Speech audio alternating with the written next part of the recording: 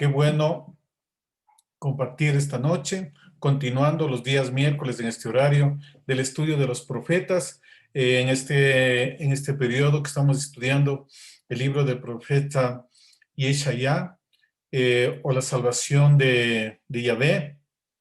Habla sobre, como hemos visto en estos días de estudio, en estas semanas, ya llegamos hoy al capítulo 23, que habla bastante acerca del Redentor, acerca del Goel, de nuestro Consolador.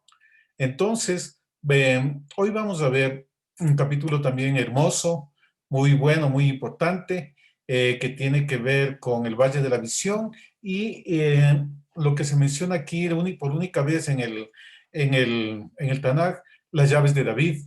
Y vamos a ver qué significa proféticamente eso, qué significó en ese tiempo estas llaves de David, que es algo tiene un significado bastante fuerte, que tiene que ver con posicionamiento generacional, pero también con remoción cuando no se cumple aquello que se nos ha mandado que nosotros debemos hacerlo. Muy buenas noches con todos. Gracias por estar con nosotros. Gracias por compartir con nosotros. Que el Altísimo los guarde, los guíe, los cubra con su manto de favor, de bondad, de misericordia. Y bien, pues sigamos adelante en este estudio de esta noche. En el capítulo 22, versículo 1 del libro del profeta Isaías, pues vamos a ver, ahí dice, profecía sobre el valle de la visión. ¿Qué tienes ahora que con todos los tuyos ha subido sobre los terrados?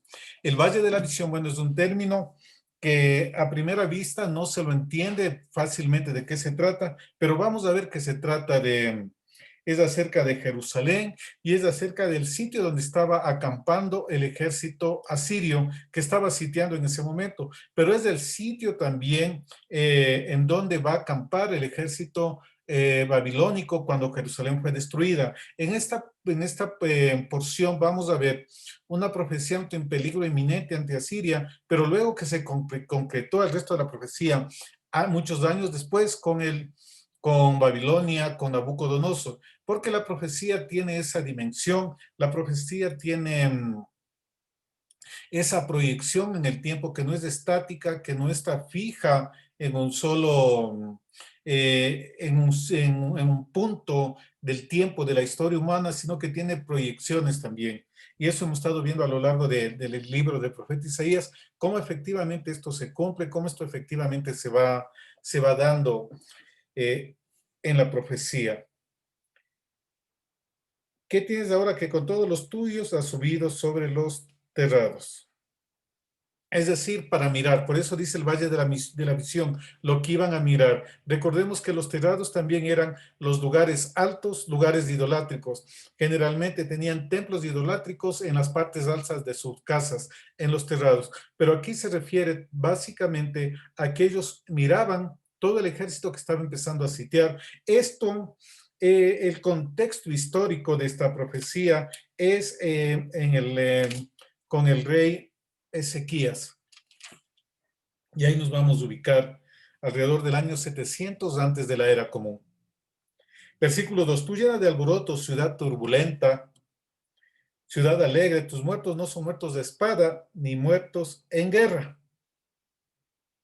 Todos tus príncipes juntos huyeron del arco, fueron atados, todos los que en ti se hallaron fueron atados juntamente, aunque habían huido lejos. Miren, aquí dice, tú llena de alboroto, ciudad turbulenta, ciudad alegre. Tus muertos no son muertos de espada, ni muertos en guerra. ¿Qué es lo que habla aquí? Que las bajas que iba a haber en Jerusalén no iban a ser unas bajas resultado de la guerra, del enfrentamiento con el ejército que estaba sitiando, que vamos a ver en los versículos más adelante, sino que estos no iban a ser muertos de batalla, no iban a ser bajas de guerra, iban a ser muertos por causa del sitio, por causa de la hambruna, por falta de alimentos, por falta del agua, unos huyendo iban a ser atrapados, pero no en combate, es decir, iba a ser algo vergonzoso, porque para un guerrero, para un soldado, la mentalidad de ellos es un honor que morir en combate, morir en batalla, pero no iban a tener eso los habitantes de Jerusalén. y van a ser por causa del sitio, por causa de la opresión que el enemigo estaba haciendo sobre sus vidas y que iba a afectar la salud, la economía, los alimentos, etcétera, etcétera, todas las áreas, la parte de producción, las visitas también al santuario de Jerusalén, todo eso sí va a haber afectado. Ahora, si nosotros hacemos un paralelo con la realidad histórica, con el momento histórico que estamos viviendo, con este bicho que está desatado sobre la tierra, también nosotros estamos bajo sitio y estamos encerrados, estamos confinados y muchas bajas se están dando, no por temas de guerra espiritual ni ningún otro tema, sino por causa del sitio, muertes vergonzosas, encerrados, guardados, confinados en las casas sin presentar batalla. Tus muertos no serán muertos a espada ni muertos en guerra. Una situación vergonzosa, un sitio que estaba viendo el profeta para Jerusalén, pero que bien podemos hoy hacerle un paralelo histórico con el sitio que tiene la humanidad y los creyentes del Señor hoy que estamos confinados en las casas. Muchos van a ser muertos porque no se alimentaron bien, no respetaron leyes dietéticas, su sistema inmunológico bajo. Muchos van a ser muertos porque tienen vidas sedentarias, nunca hacen ejercicio, no están preparados para esto. Un golpe, una enfermedad es letal en estos tiempos por causa del sedentarismo. Muchos van a ser muertos por causa de que no duermen las horas suficientes y su sistema inmunológico también está debilitado, su capacidad mental también está debilitada por mala alimentación, por una vida sedentaria y por no tener el descanso necesario. Tus muertos no son muertos de guerra, no son muertos a espada, son muertos por la imprudencia y por no llevar ni guardar las normas mínimas para cuidar este templo del Padre. Aquel que no cuide este templo, él lo destruirá, dice el apóstol Pablo. Amada familia, amados hermanos que nos están viendo en este momento, la invitación es, los meses que se vienen son meses de gran conflicto espiritual. Son meses en que va a haber escasez de alimentos, va a haber mayor opresión. Entonces, ¿cómo estamos preparándonos nosotros? Alistémonos para que no haya muertos innecesarios. Aquí van a haber muertos innecesarios por causa de que no guardaron las normas mínimas. Entonces seamos prudentes, tenemos la palabra profética, el apóstol Pablo dijo, todo lo que está escrito es ejemplo para nosotros, para que no hagamos esas cosas, que no tentemos al Señor, cuidemos, porque no solamente es cuestión de orar, porque no servirá de nada que usted guarde Shabbat, que usted no coma cerdo, que usted no coma marisco, etcétera, etcétera, si se manda 2 libras de arroz en una comida, si solamente basa su alimentación en carbohidratos, ¿verdad? Entonces no sirve de nada. Debemos romper sus parámetros de religiosidad que no suman, que no le garantizan. Aprendamos a tener una alimentación equilibrada, una vida equilibrada. Hay tiempo para todo. Hay tiempo para descansar, hay tiempo para comer, hay tiempo para hacer ejercicio, tiempo para trabajar, tiempo para orar, tiempo para comunión con el Padre. Volvamos a los parámetros de mayordomía que están en las Escrituras. Esperemos pronto darles un taller de unas 4 horas acerca de administración del tiempo con parámetros bíblicos. Cada cosa tiene su tiempo.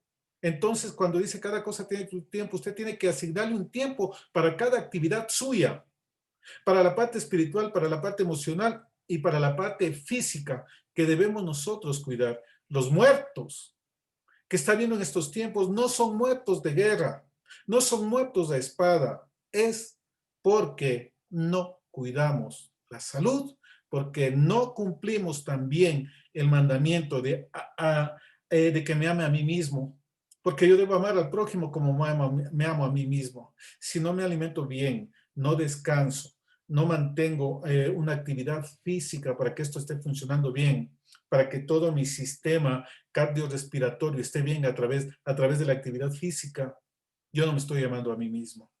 Y así están habiendo muchos muertos. Evitemos esas muertes innecesarias. Cerramos el paréntesis, la contextualización a la época actual y sigamos para adelante.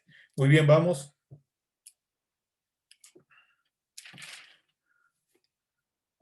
Al versículo 3 dice, todos tus príncipes juntos huyeron del arco, fueron atados, todos los que en ti se hallaron fueron atados juntamente, aunque habían huido lejos. Miren, atados e intentaron huir, pero eran atrapados. El cerco, el sitio. Y hay cercos, sitios espirituales. Hay cercos, vimos las otras semanas, un cerco para romper escasez. Hoy pues también hay otros cercos que están establecidos sobre el hombre, levantados por el Padre. Recordemos que Asiria, Babilonia, las levantó el Padre. No le levantó el antiguo desorden mundial. El Padre les utiliza a ellos para que su pueblo venga a Él, para que vivamos vidas prácticas y que empecemos a valorarnos y amarnos a nosotros mismos. Porque a veces hablamos de un evangelio, hablamos de muchas cosas, pero nosotros no transmitimos esa idea del evangelio. Porque mis hábitos, mis costumbres, mi vida en general no transmite esa grandeza del evangelio. Debemos empezar a vivir el evangelio, a empezar a amarnos a nosotros mismos. Eso también quiere el Padre que nosotros hagamos, porque todo padre está contento cuando sus hijos están bien. Entonces, nuestro abacados también quiere eso para nosotros. Versículo 4. Por esto dije, dejadme, lloraré amargamente, no os afanéis por consolarme, por la destrucción de la hija de mi pueblo. Y esta frase eh,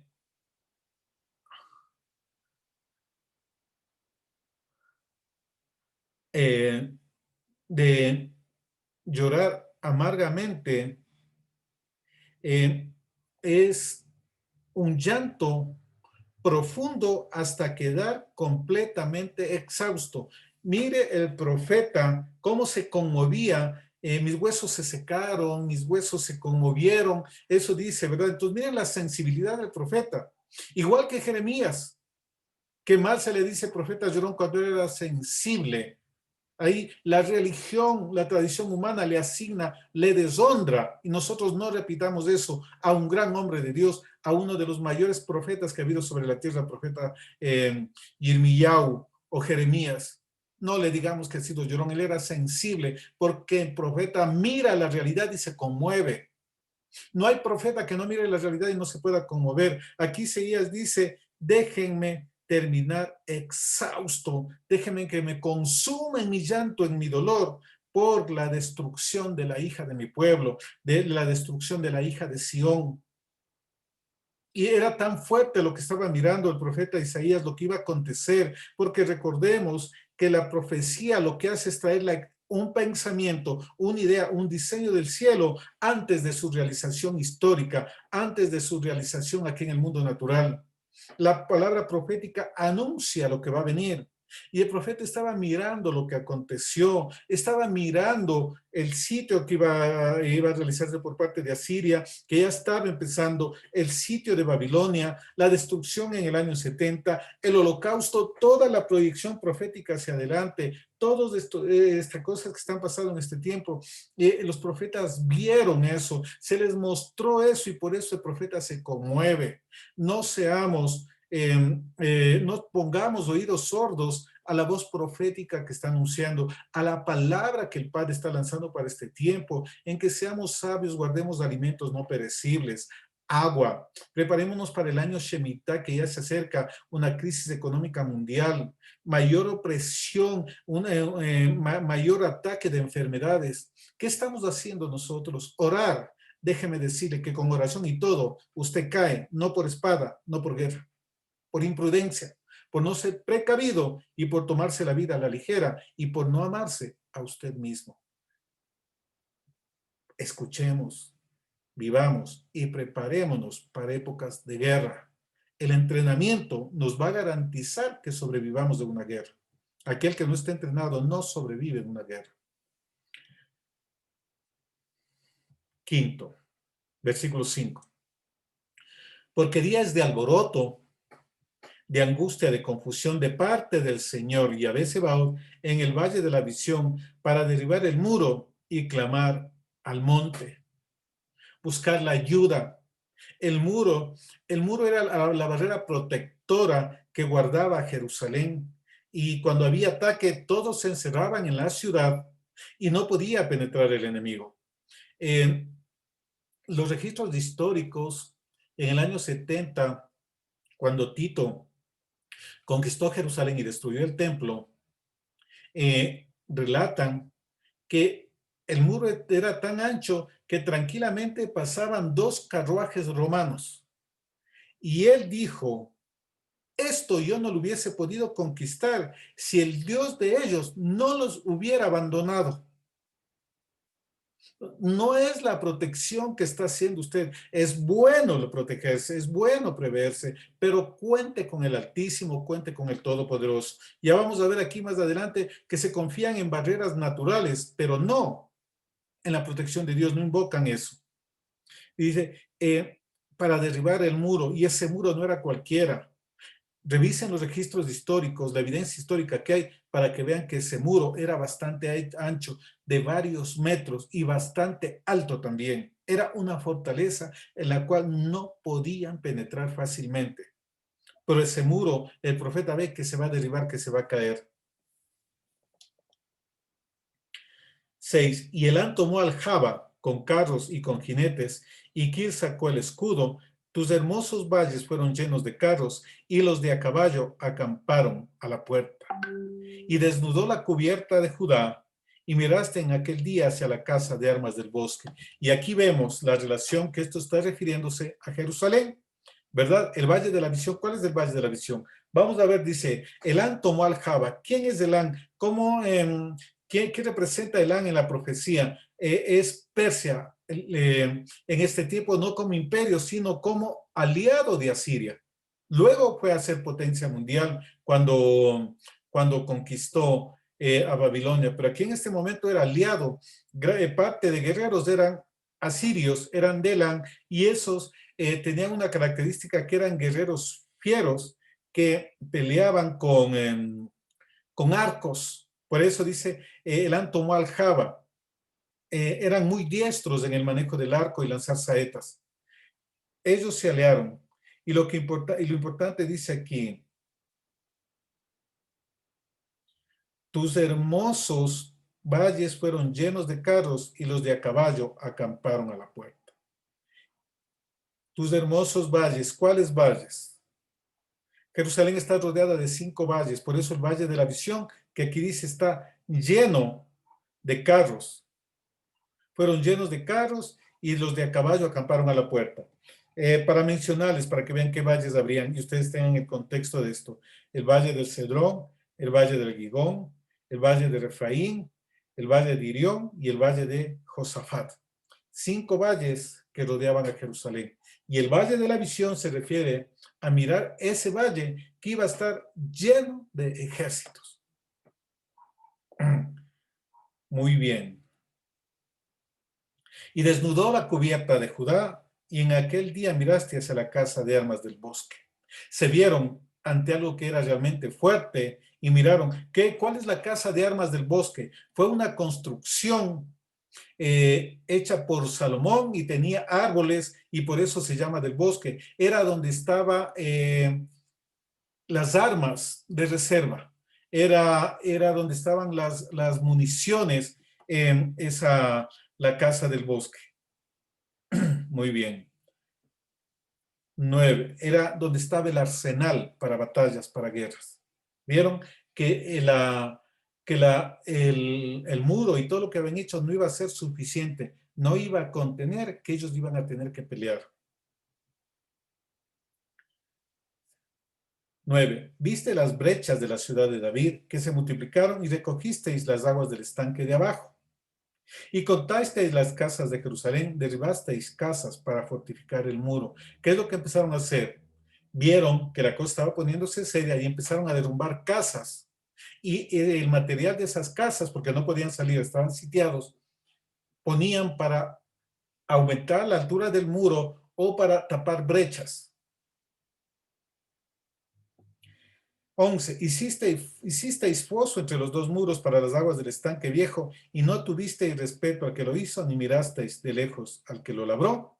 Entonces, desviaron las aguas, hicieron muro y antemuro y en la mitad un estanque de aguas para dificultar la entrada. Era una táctica para que no penetren a la ciudad. 12.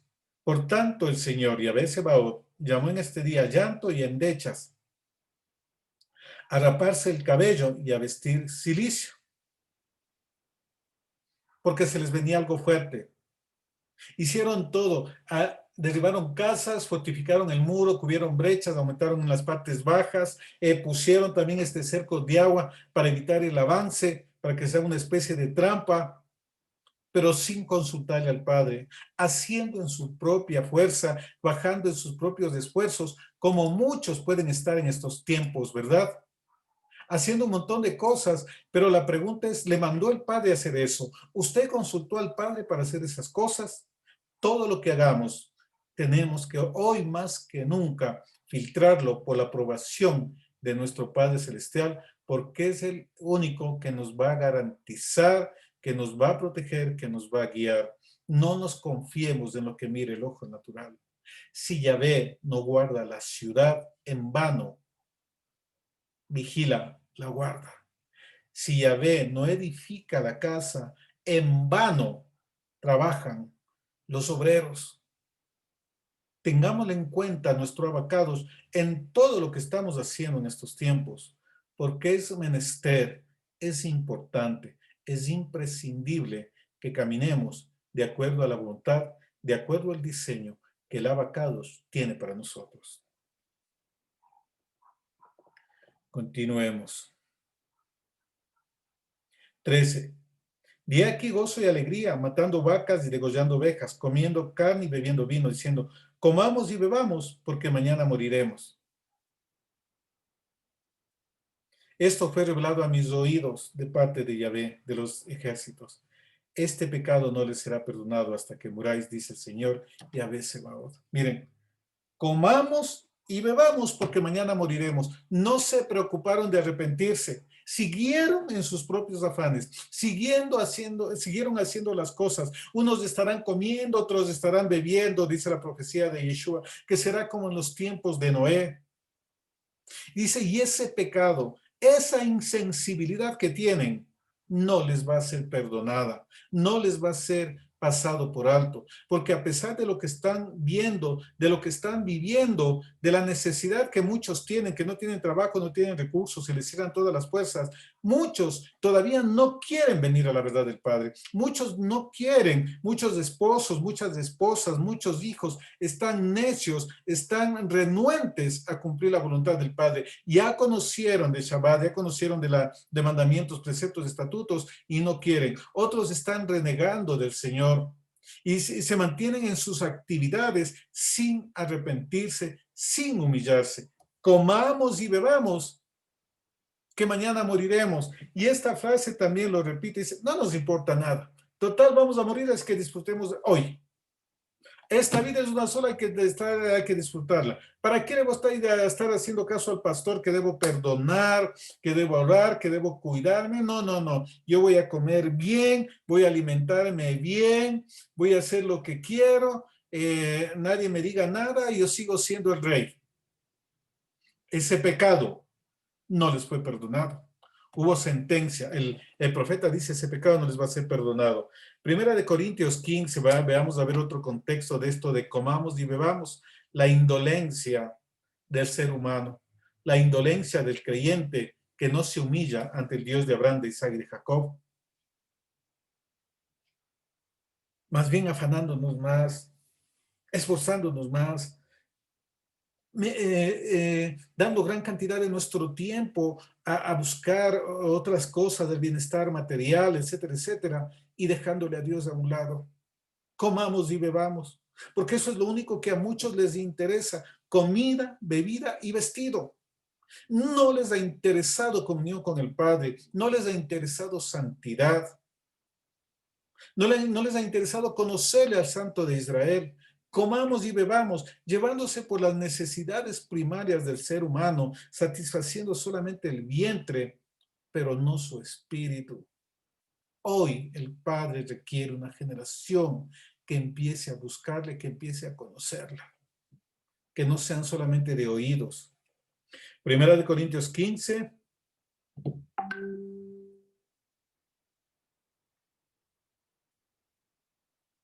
Para que veamos cómo está aquí.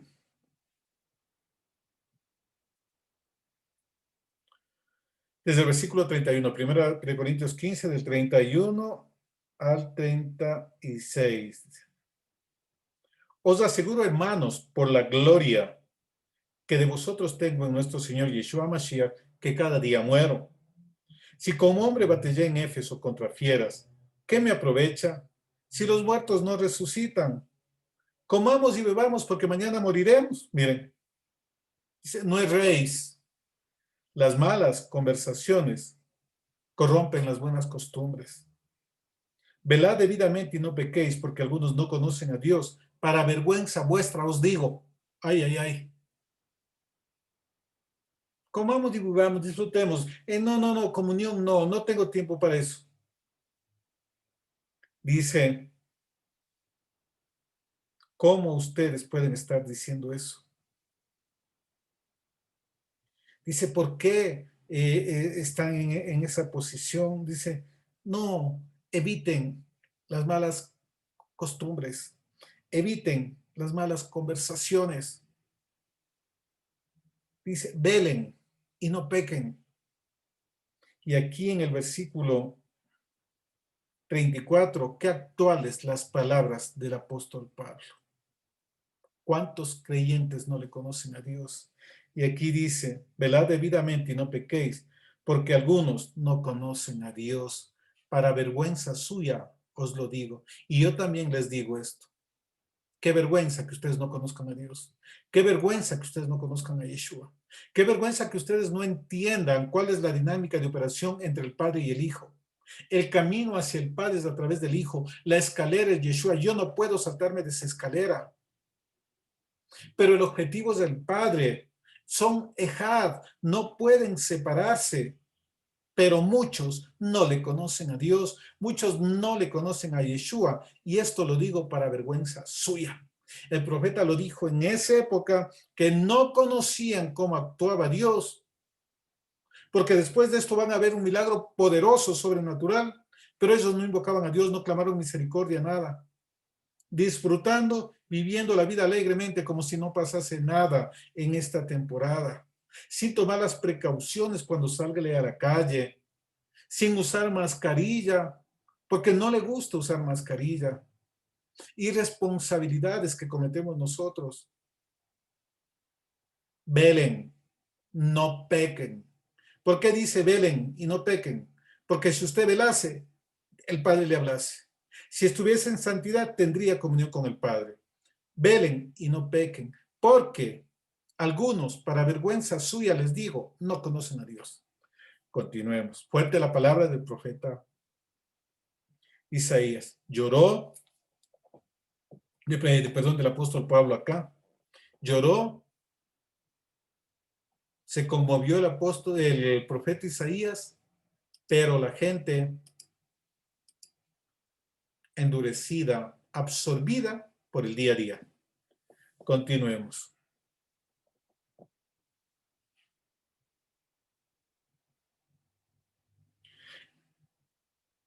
13. Y aquí gozo y alegría, matando vacas, degollando ovejas, comiendo carne, bebiendo vino, etcétera, etcétera. Comamos y bebamos, porque mañana moriremos. Y esto fue revelado a mis oídos de parte de Yahvé de los ejércitos, que este pecado no será perdonado hasta que muráis, dice el Señor Yahvé de los ejércitos. Aquí también hay otra parte en que en el ejército de Sennacherib, ¿verdad? Que invadió, esto pueden ver en Segunda de Reyes 18, en Segunda de Reyes 19, como él sitia y desafía, ¿verdad? Dice, ese Dios de ustedes no les va a servir, no dejen que el rey Ezequías les engañe con eso. Ninguno de los dioses de las otras naciones me aguantó a mí, así es que su Dios no les va a ayudar. Y fueron donde el profeta clamó al Señor y le dijo, mira, el Señor han hablado contra ti. Y la respuesta del Altísimo fue, no va a pasar nada. Él no entrará en la ciudad. Jerusalén no será tomada. Dice, él se retirará. Y cuando llegue a su casa, él morirá. Y así pasó. Un ángel del Señor mató más de 100,000 hombres y Sennacherib se retiró. Cuando estaba orando en el templo de su Dios, fue asesinado por sus hijos. Miren, ¿qué es lo que provocó que haya una muestra de misericordia del Padre? Un profeta alineado al corazón del Padre. Busqué uno que se pare en la brecha para no destruir la tierra y no lo hallé. ¿Dónde están esos profetas que conocen el corazón del Padre? Que dicen, vive Yahvé en cuya presencia estoy. ¿Dónde están esos hijos que conocen al Altísimo y saben que un corazón contrito y humillado no lo menosprecia? ¿Cuántos solamente ven las circunstancias externas? ¿Cuántos no miran las circunstancias externas, sino que miran a Dios trabajando ahí, actuando ahí? Aquí se fue, hubo en esta época cuando fue retirado por parte del Altísimo el ejército asirio, pero ellos se confundieron, siguieron comiendo y bebiendo, divirtiéndose y practicando la idolatría, hasta que llegó un punto en el año 586, en la tercera incursión de Nabucodonosor, que fue destruido el templo, fue destruida Jerusalén, su población llevada cautiva, solamente se quedaron los más pobres por 70 años. El profeta miró lo que iba a acontecer. Es el mismo caso del profeta Jonás, ¿verdad? Él profetizó que se iba a destruir a 3 días, se arrepintieron y no los destruyó. Pero luego ellos se confiaron y cuando otro profeta profetizó, vino ya juicio definitivo porque se confiaron, no rectificaron. Muchos solamente en el susto, ahí están conectados, pero pasa el susto, reciben el favor y ahí se olvidan de Dios. Se olvidan de los compromisos, se olvidan de la santidad y siguen con orgullo, con terquedad, con incredulidad, con la Shon Hará, sin amarse a sí mismos, sin amar al prójimo. El Padre va a restaurar, el Padre va a actuar, porque tiene que verse la bondad en aquellos que le tememos y guardamos sus mandamientos. Pero no nos confiemos cuando pase este golpe.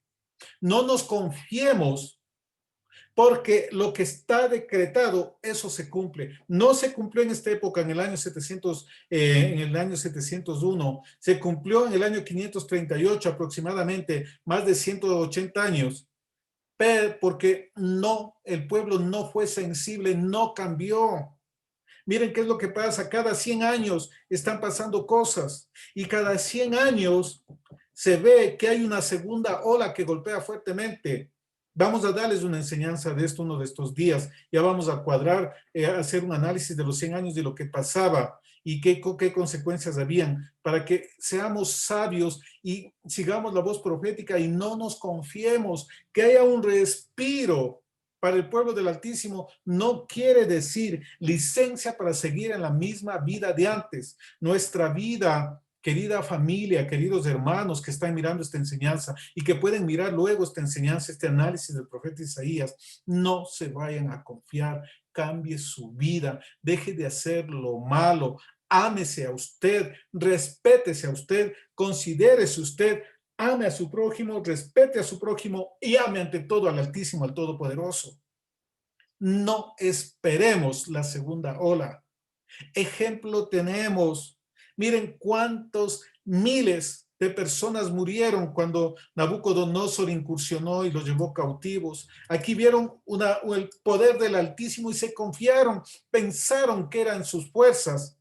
Pero no, todo lo que va a venir sobre sus vidas, eso lo va a mandar el Padre y nosotros debemos reconocer que todo lo que nosotros tenemos se lo debemos a Él. ¿Hasta cuándo vamos a estar con tibieza? ¿Hasta cuándo vamos a estar sin ir a la presencia del Padre? Miren, estamos varios meses dando enseñanzas de carácter, de comunión con el Padre. Pero como dijo el profeta, algunos no conocen a Dios, para vergüenza vuestra os lo digo. El Padre no quiere que sigamos viviendo en ese mismo sistema de engaño, de religiosidad. No es solamente leer Torah. Si oyen mi voz y guardan mis mandamientos, mis preceptos, mis estatutos, hoy más que nunca es requisito indispensable para seguir adelante, escuchar las instrucciones del abacados. Y eso está provocando el Padre. Por eso está contando muchas cosas para que vea, a ver si es que estando panza arriba, como gato panza arriba, le invoca a él y le empieza a consultarle y no empieza a actuar de forma independiente. Volvamos a la humildad, volvamos a la mansedumbre y empecemos a depender de Dios, no en nuestras fuerzas. Nosotros no podemos aumentar ni un solo cabello, ni un solo milímetro de nuestra estatura. El Abacados es el que tiene el control de todo. Vamos a ver ahora las llaves de David y vamos a ver cómo también lo que está fijado con un clavo puede caer. El que piense que esté firme, mire que no caiga. Vamos por favor al versículo 15 del libro del profeta Isaías en el capítulo 22. Y vamos a ver una de las enseñanzas más hermosas que hay en los Nevi'im, los profetas. Yahvé de los ejércitos dice así: ve, entra a este tesorero, a Sebna el mayordomo, y dile. Sebna significa, se lo puede traducir algo como joven, como juventud. No pongas a ningún neófito. Muy bien.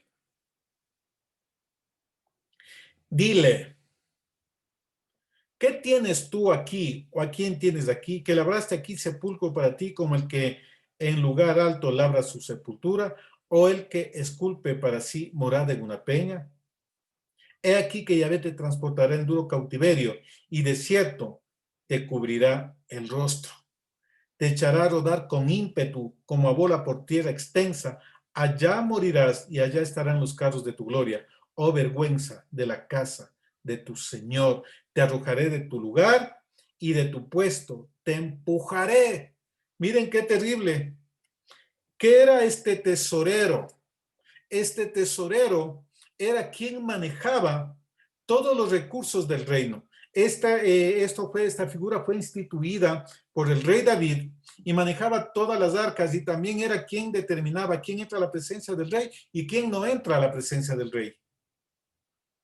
Pero este tesorero, en época de crisis, en época de que estaban sitiados de una inminente guerra, él estaba preocupándose y haciendo gastos innecesarios, estaba labrándose sepulcro lujoso en la montaña, un sepulcro labrado y no un sepulcro común.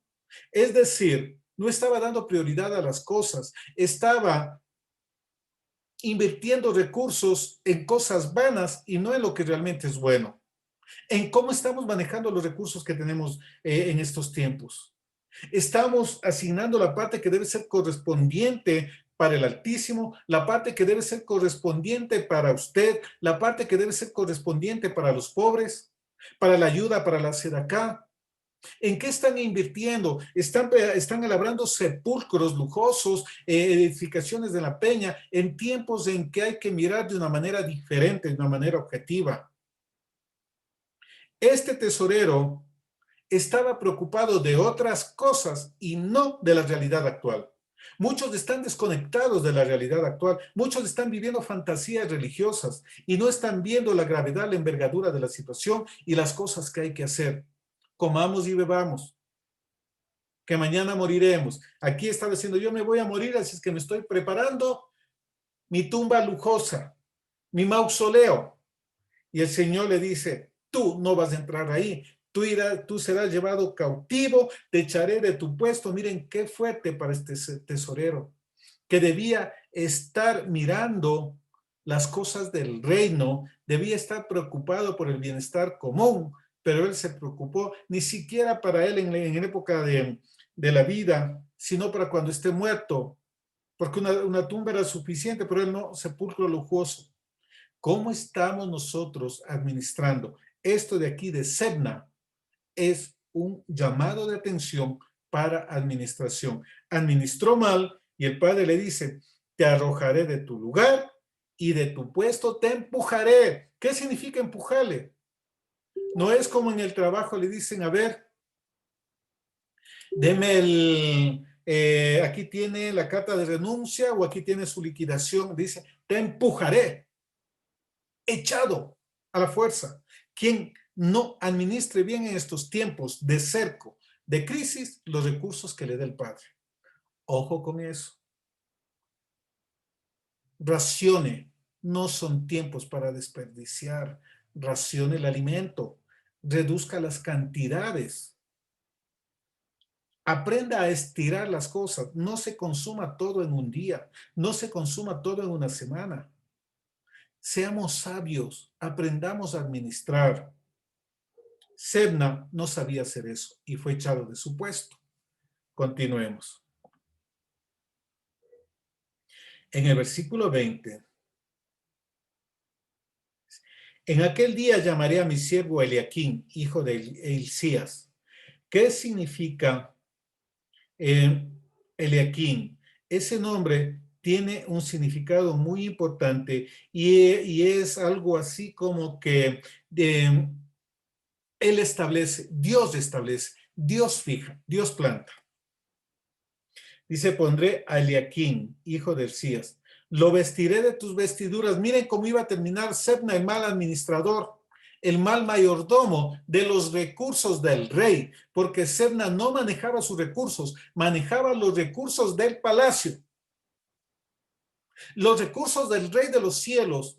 Todo lo que viene a su vida es del rey de los cielos. ¿Cómo está administrando eso? Usted hoy debe decidir si quiere ser un Sebna o quiere ser un Eliaquín, un mayordomo fiel que está haciendo las cosas del Todopoderoso.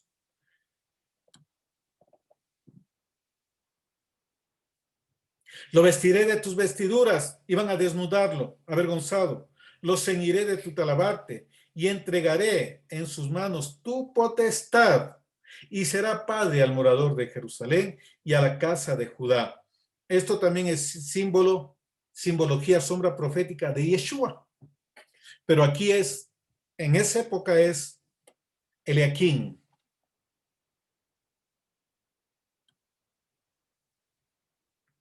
Eliaquín, recuerde, Dios establece. O Dios levanta también, porque tiene una parte de la raíz de cum, de levantarse. Escuchen el versículo 22. Me dice, y pondré la llave de la casa de David sobre su hombro, y abrirá, y nadie cerrará, cerrará, y nadie abrirá. Y esto está en el libro de Revelaciones, ¿verdad? Ya vamos a ver el texto, que es la misma sombra profética de Yeshua, el administrador del Padre, el administrador del Rey. Luego él dará, se hará a un lado para entregar al Dios y Padre para que Él sea el todo en todos. Pero aquí dice las llaves de David. ¿Qué significa las llaves de David?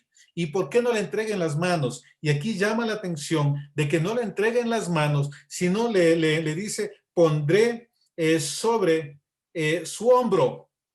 Es decir, peso, es decir, responsabilidad. No era para pavonearse, no es motivo de orgullo, de vanidad, ¿verdad?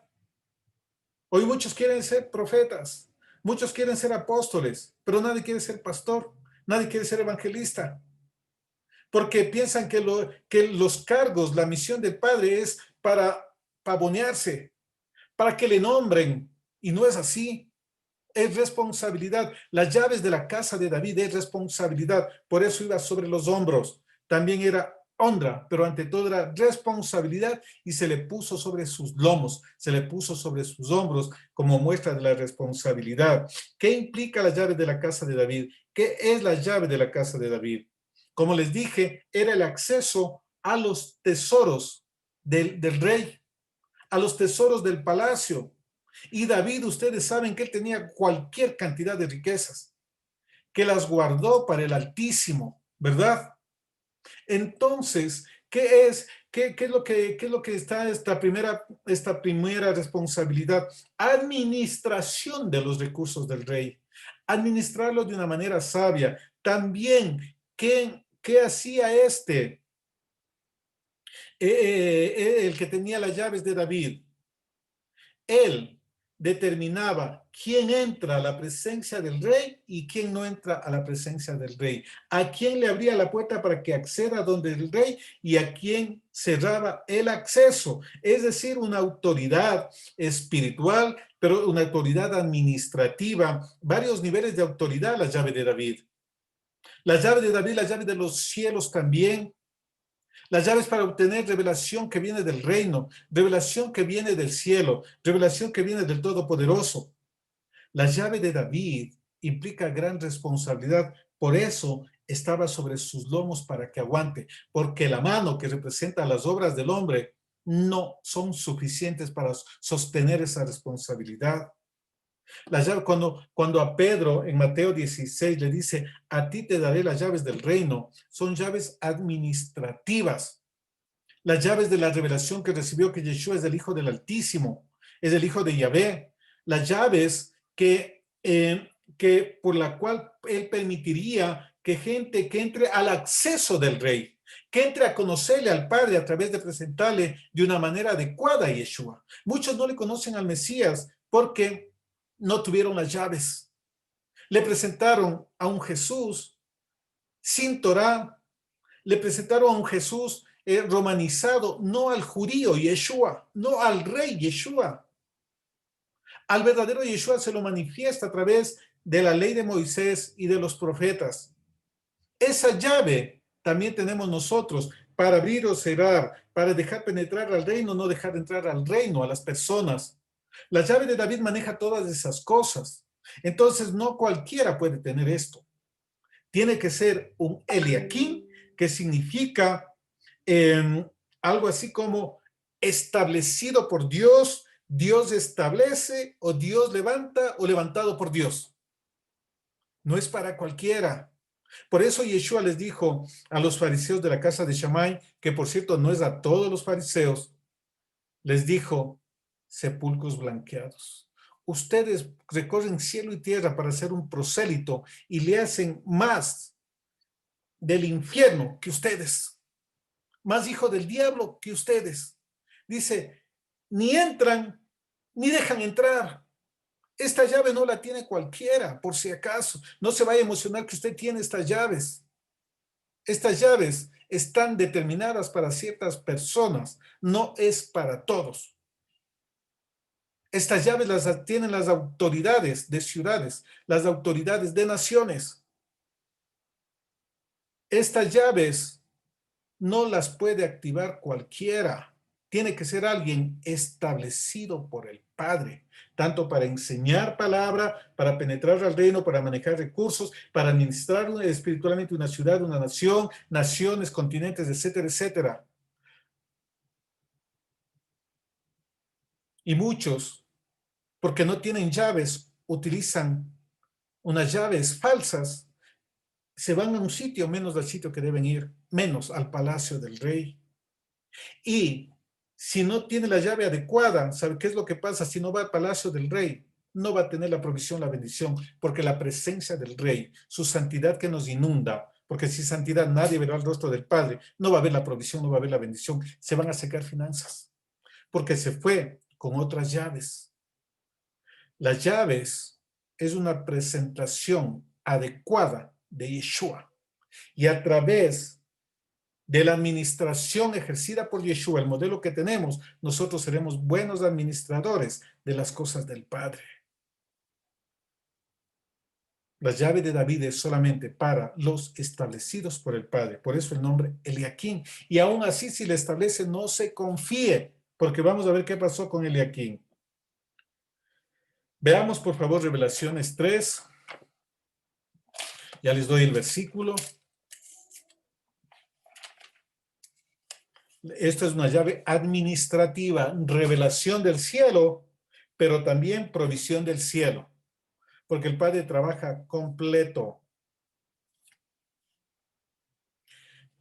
3:7. Escribe al ángel de la iglesia en Filadelfia, de la sinagoga en Filadelfia. Esto dice el santo, el verdadero, el que tiene las llaves de David, el que abre y ninguno cierra, y cierra y ninguno abre. Aquí está justo citando lo de Isaías, la figura de Eliakim, ¿verdad? Dice, yo conozco tus obras. He aquí, he puesto delante de ti una puerta abierta, la cual nadie puede cerrar, porque aunque tienes poca fuerza, has guardado mi palabra y no has negado mi nombre. Y esta palabra reciba a alguien por ahí. He aquí, yo te abro una puerta, porque aunque te has quedado sin fuerzas, aunque estás débil, has guardado mi palabra y no has negado mi nombre. Una puerta abierta de aquel que tiene las llaves ahora. ¿Quién tiene estas llaves ahora? ¿Y a quién comisiona para que la maneje aquí? Las tiene Yeshua. Él tiene las llaves de David y ahora sí ya en la dimensión profética adecuada, que es las llaves de acceso al Padre Celestial y las llaves de acceso al tesoro del Rey. Entonces, si usted no tiene revelación de Yeshua, si usted no entendió la escalera de Jacob, usted no podrá entrar a la presencia del Rey, usted no podrá entrar a la provisión del Rey, y esto lo digo para vergüenza, que muchos no conocen al Rey. Porque ha habido una puerta abierta, la puerta de Canaán, la puerta del oriente. Y Yeshua dijo, yo soy la puerta, por mí entran las ovejas. Él le abrió una puerta, pero nosotros no le conocemos, solamente creemos que es perdón de pecados, pero es liberación de los enemigos, restauración de la salud, restauración de las finanzas. Es una restauración total. Hemos estado estudiando en estas semanas enseñanzas de lo que realmente, y ayer estudiamos las dimensiones de Yeshua en la vida de Jacob. Entonces debemos aprender que hemos estado viviendo, amada familia, una pura religiosidad, aprendiéndose versículos, pero no viviendo la vida del reino. No hemos estado utilizando la escalera, no hemos estado utilizando aquel que tiene las llaves de David. Él dijo claramente, todo lo que le pidáis al Padre en mi nombre, Él os lo dará. La llave es Yeshua. Él tiene y cuando Él abre, nadie puede cerrar y cuando Él cierra, nadie puede abrir. Pero hay una puerta abierta para todos aquellos que se han quedado débiles con esta crisis económica, con estas enfermedades, que están débiles, que muchos están postrados en enfermedad, muchos están con la economía quebrada. Pero dice, tú no has negado mi nombre. Dice, tú te has mantenido fiel conmigo. Ahora para ti hoy se abre una puerta. Porque aquel que tiene las llaves de David es poderoso cuando nosotros sabemos entender y mirar. Miren las puertas que están abriéndose en este tiempo, amada familia. Sí, muchas puertas se cierran, pero el Padre está abriendo puertas. Pero recordemos, no seamos como Sebna. No nos preocupemos solamente del vientre, comamos y bebamos. Preocúpese de las cosas del reino. Sí, usted puede hacer todas las cosas, hay un tiempo para todo. Un buen administrador administra todos los recursos de manera adecuada. Un buen administrador en tiempos de guerra hace provisión. El que tiene oídos, ya sabe, ¿verdad? La llave de David la tiene Yeshua. Esas llaves recibió Pedro del Evangelio del Reino, no cualquier palabra. De acceso al Padre, a la presencia. Las llaves de David es de entrar a los tesoros del reino. Yo te he bendecido con toda clase de bendición espiritual en lugares celestiales. Entonces, aprendamos a reconocer y a entender que hay un camino que es hacia el Padre a través de Yeshua y no nos quedemos en la mitad de la escalera. Hoy más que nunca es entrar al Padre a través de la puerta que está abierta, del que da acceso al Rey, que es Yeshua, el sumo sacerdote y apóstol de nuestra emuná, el sacerdote en el orden de Melquisedec, nos por el velo, que es que se abrió, que se rasgó, esto es de su carne, tenemos acceso al lugar santísimo. Pero muchos no les cabe en la cabeza porque no conocen a Dios. Muchos todavía están, nadie ve a Dios, lo cual es falso, totalmente falso. Sin santidad nadie verá, es decir, con santidad sí puede mirarlo. Procuremos la santidad, la comunión y seamos buenos administradores, pero también recordemos del aquí impuesto por Dios en la área que el Padre le puso. No vaya por otro lado, porque ahí eso es desperdiciar de recursos y eso no es agradable delante del Padre. Muy bien, esperemos que hayan tenido una nueva dimensión de las llaves de David, porque muchos dicen aleluya, aleluya, pero jaja, ¿qué responsabilidad es la que conlleva eso? ¿Qué responsabilidad está sobre los hombros? Porque la llave de David no se la toma en la mano. El que tiene oídos ya sabe. Muchos están girando esa llave con la mano y no, no, no, no, no. Con los lomos, responsabilidad, entrega, pasión, excelencia, compromiso, responsabilidad, valentía, fortaleza de los hijos de Dios. Esa llave no la va a poner el Padre sobre un debilucho, porque le dobla, le mata, le quebranta. ¿Eso qué implica? Se le da una responsabilidad, no cumple, no puede manejar la llave de David. Atentos a promociones, atentos a ascensos, atentos a comisiones, a delegaciones que se les va a dar. Lo que se le dé, hágalo con pasión, hágalo con excelencia, hágalo con entrega, porque si no lo que usted está demostrando, que esos lomos no sirven para tener una llave diferente. Muy bien, continuemos. Versículo 23, regresemos a Isaías 22, ya estamos acabando. Ha sido una enseñanza de administración. Y lo del Padre cumple porque cumple todo.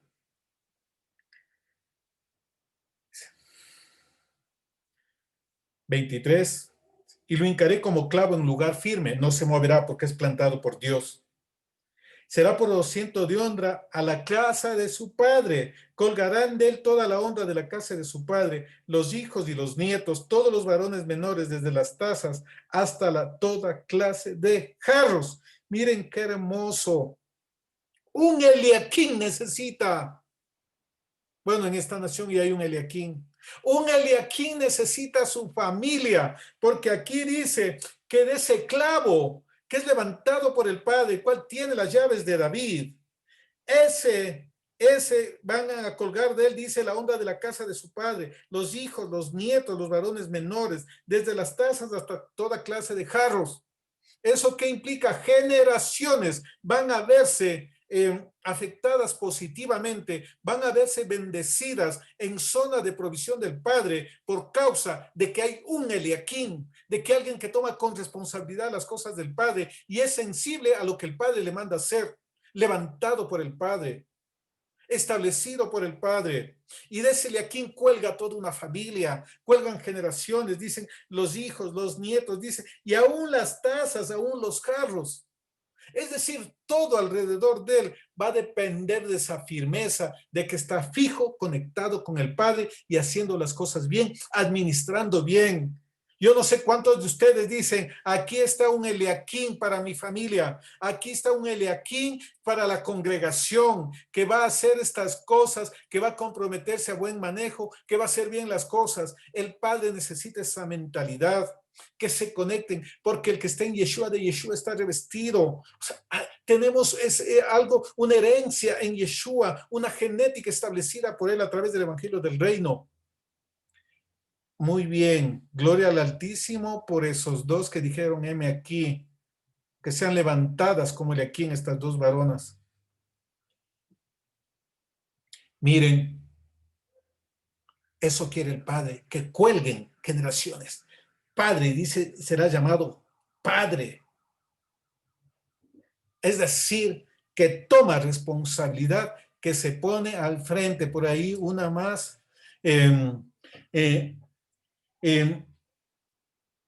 Una dimensión más que el Padre nos está mostrando para que nos movamos en las cosas que el Abacados quiere para todos y cada uno de nosotros. De mí depende el bienestar de mis generaciones. Yo voy a dejarles bendición, porque yo no voy a volverme para atrás, yo seguiré sirviendo al Padre con pasión, seguiré sirviendo al Padre con temor, con amor, cueste lo que cueste, se levante quien se levante, porque a mí no me llamó hombre, yo tengo una delegación de parte de mi Padre Celestial y a Él yo no le voy a defraudar. A Él está entregada toda mi vida, todo mi servicio, desde mi acostar hasta mi levantarme, pensando en las cosas del reino. El Abacados necesita que se levanten esos Eliaquim para este tiempo, pero que son puestos por el Padre. Entonces, consulte en dónde va a ser Eliaquim usted, en qué área, en cuál de los 7 montes, ¿verdad? Se requiere hoy por hoy ese compromiso. Por eso debemos estar firmes, por nuestras generaciones, amada familia. Continuemos.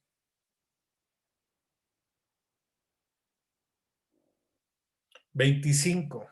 En aquel día, dice Yahvé, el clavo hincado en lugar firme será quitado, será quebrado y caerá, y la carga que sobre él se puso se echará a perder porque Yahvé habló. Esto es porque Eliaquim también dejó de cumplir las cosas del Padre. Y esa asignación le fue quitada.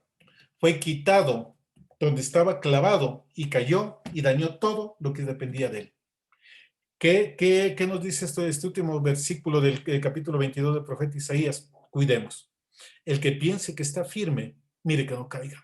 Hay una gran responsabilidad administrativa sobre nuestras vidas. Pidámosle perdón al Padre porque muchas veces no hemos administrado bien los recursos que el Padre